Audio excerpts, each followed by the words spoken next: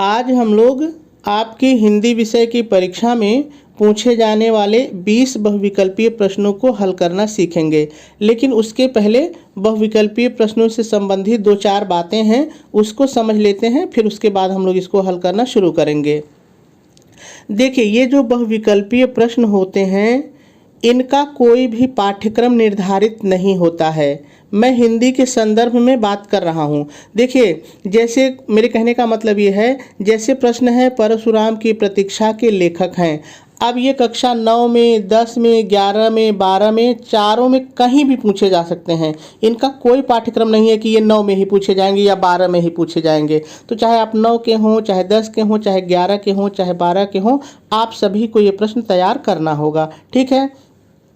दूसरी बात, ये जो बहुविकल्पीय प्रश्न होते हैं, ये तथ्यों पर आधारित होते हैं, फैक्ट पर आधारित होते हैं। इसका मतलब ये है कि जैसे मान लीजिए ये प्रश्न है, परशुराम की प्रतीक्षा के लेखक हैं। मान लीजिए ये प्रश्न है, अब इसका जो भी उत्तर होगा वो आज भी वही रहेगा, और यदि आज से 1000 साल बाद भी ये प्रश्न पूछा जाएगा तो इसका उत्तर कभी बदलेगा नहीं। तो ये फैक्ट पर आधारित प्रश्न होते हैं, इनका उत्तर कभी भी बदलता नहीं है।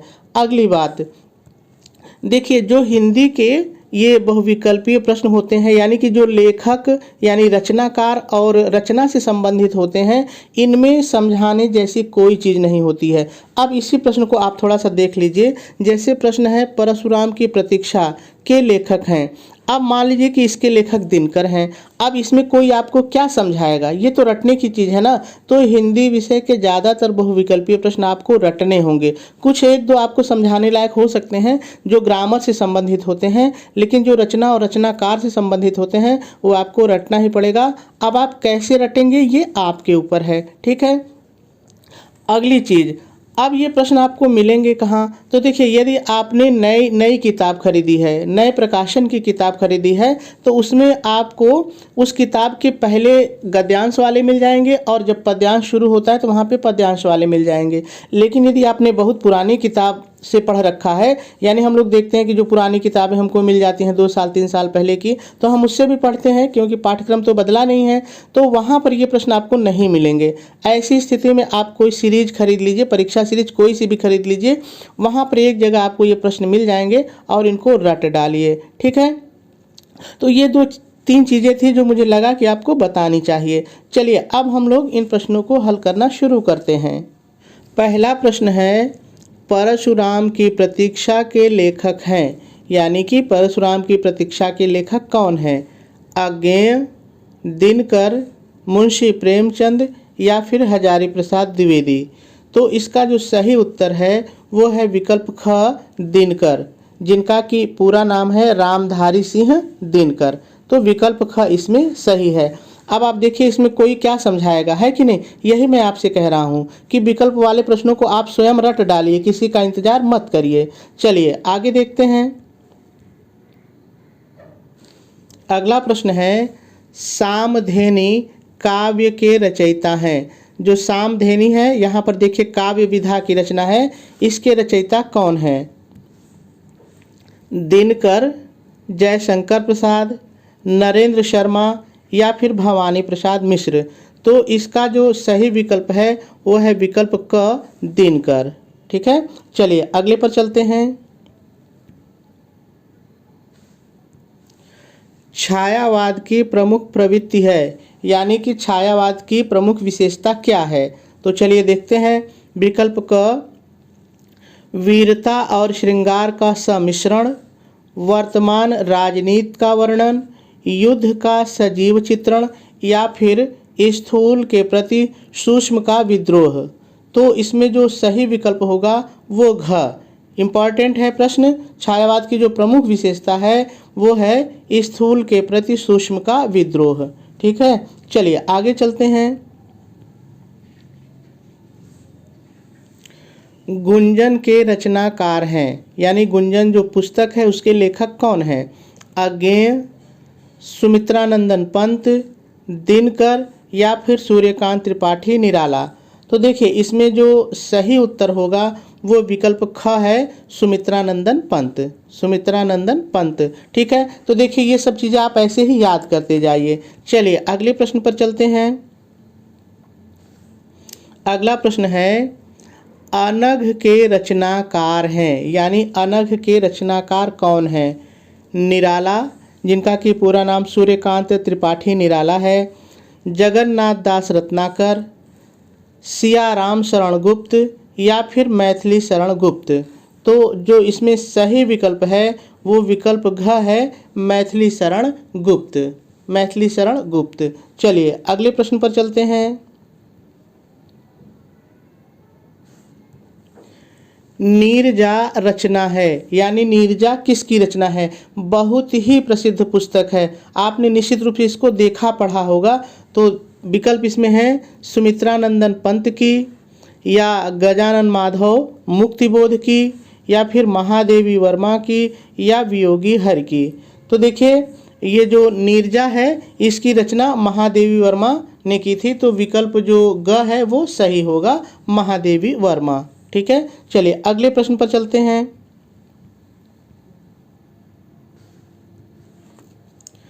परिमल के रचनाकार हैं, यानी जो परिमल पुस्तक है इसके रचनाकार कौन है? विकल्प क है सुमित्रानंदन पंत, सूर्यकांत त्रिपाठी निराला, मैथिली शरण गुप्त, या फिर इनमें से कोई नहीं।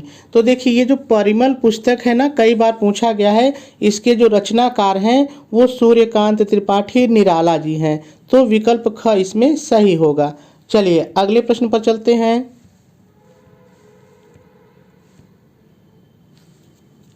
प्रश्न है, अंधा युग रचना है, यानी अंधा युग किसकी रचना है? अंधा युग जो किताब है इसको किसने लिखा है?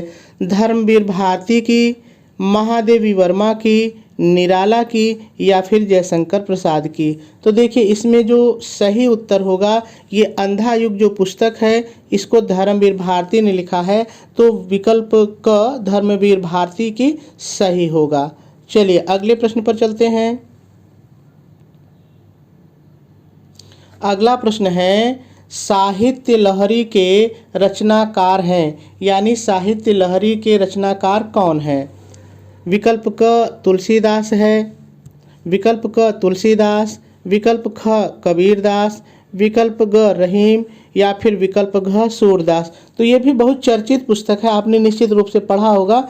तो जो इसका सही उत्तर है वो विकल्प घ सूरदास सही है। जो साहित्य लहरी पुस्तक है इसके लेखक सूरदास जी हैं। ठीक है, चलिए अगले प्रश्न पर चलते हैं।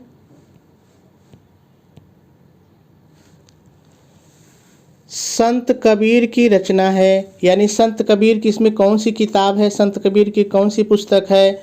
दोहावली, कवितावली, बीजक, या फिर प्रेम सरोवर। तो देखिए आपने देखा होगा कि कबीर की सबसे जो प्रसिद्ध पुस्तक है वो बीजक है, तो विकल्प ग इसमें सही होगा। ठीक है, चलिए अगले प्रश्न पर चलते हैं। श्रृंगार लहरी ग्रंथ के रचयिता हैं, श्रृंगार लहरी ग्रंथ के रचयिता हैं। विकल्प क बिहारी, विकल्प ख केशव, विकल्प ग जगन्नाथ दास रत्नाकर, या फिर विकल्प घ भारतेंदु हरिश्चंद्र।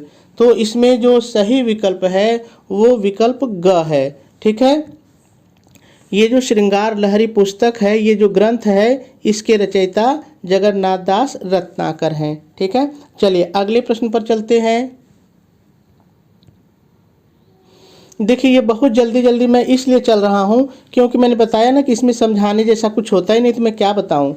चलिए अगला प्रश्न देखिए, प्रेम तरंग के रचनाकार हैं, प्रेम तरंग के रचनाकार हैं। विकल्प क नागार्जुन, विकल्प ख अज्ञेय, विकल्प ग घनानंद, या फिर विकल्प घ भारतेंदु हरिश्चंद्र।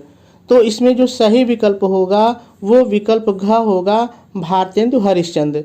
जो प्रेम तरंग पुस्तक है इसके रचनाकार भारतेंदु हरिश्चंद्र हैं। चलिए अब आगे चलते हैं। अगला प्रश्न है, रश्मि ये काव्य संग्रह है, इसको लिखा किसने है? प्रश्न कह रहा है रश्मि काव्य संग्रह लिखा है, यानी किसने लिखा है? दिनकर ने, या जगन्नाथ दास रत्नाकर ने, या मैथिली शरण गुप्त ने, या फिर महादेवी वर्मा ने। तो देखिए ये जो रश्मि रश्मि काव्य है, काव्य संग्रह है, इसको महादेवी वर्मा ने लिखा है, तो विकल्प घ इसमें सही होगा।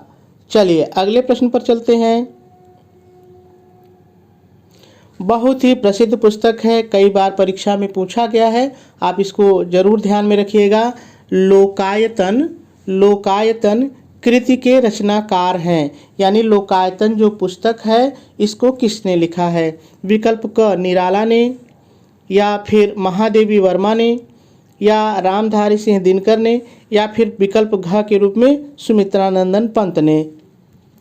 तो देखिए ये जो लोकायतन पुस्तक है बहुत प्रसिद्ध पुस्तक है और इसकी रचना सुमित्रानंदन पंत जी ने की है, तो इसमें विकल्प घ सही होगा, आप इसको जरूर ध्यान रखिएगा। ठीक है, चलिए अगले प्रश्न पर चलते हैं।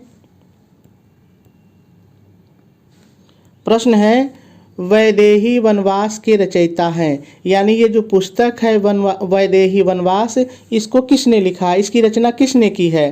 अयोध्या सिंह उपाध्याय हरिऔध ने, विकल्प पहला है अयोध्या सिंह उपाध्याय हरिऔध ने, या फिर सिया राम शरण गुप्त ने, या रामचरित उपाध्याय ने, या फिर माखनलाल चतुर्वेदी ने।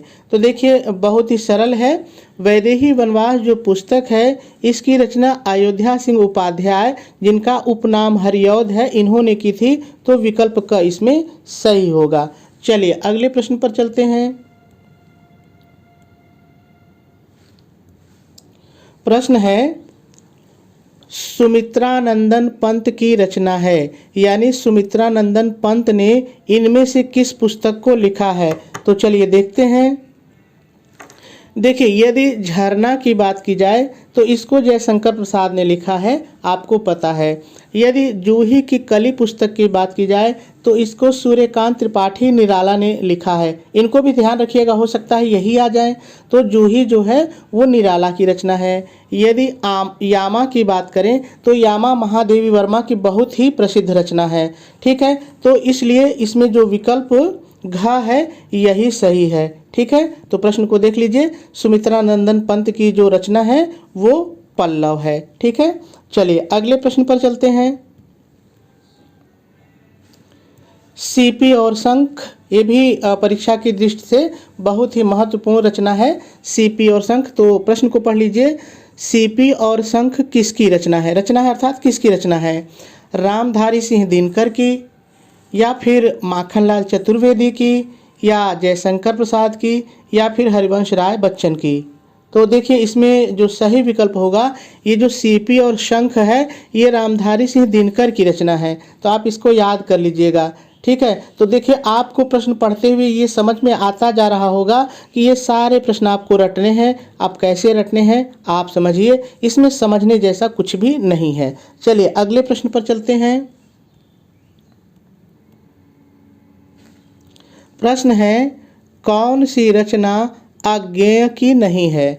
कौन सी रचना अज्ञेय की नहीं है? ठीक है, तो देखिए इसमें विकल्प का जो बावरा अहेरी है ये अज्ञेय की ही रचना है। ठीक है, सुनहरे शैवाल ये भी अज्ञेय की रचना है, ध्यान रखिएगा। ठीक है, और यदि इत्लयम की बात करें तो ये भी अज्ञेय की रचना है। ठीक है, तो विकल्प ग इसमें सही होगा। ये जो रेणुका है ये अज्ञेय की रचना नहीं है। ठीक है, ये रेणुका जो है ना वो रामधारी सिंह दिनकर की रचना है, ध्यान दीजिएगा, इसको भी याद रखिएगा। ये जो रेणुका पुस्तक है इसकी रचना रामधारी सिंह दिनकर ने की है। ठीक है, तो यही विकल्प इसमें सही होगा।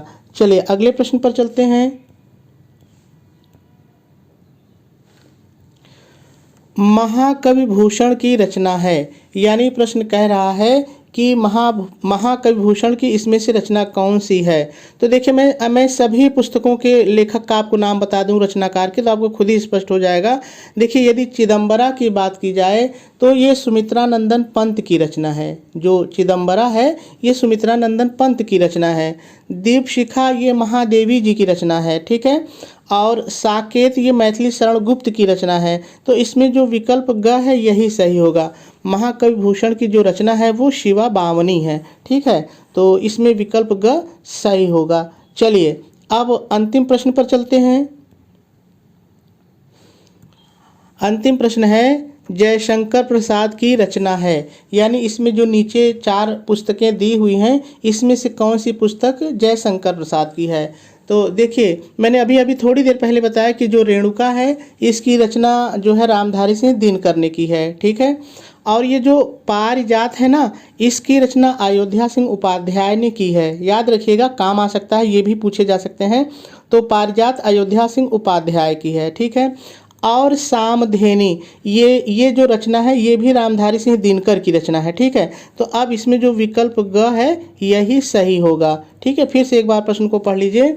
जयशंकर प्रसाद की रचना है, तो जयशंकर प्रसाद की जो रचना है वो है ग, लहर, और यही विकल्प आपको सही है। ठीक है। तो मेरे ख्याल से आपको बात समझ में आ गई होगी। तो इन प्रश्नों को आप अपने से ज़रूर तैयार करिएगा।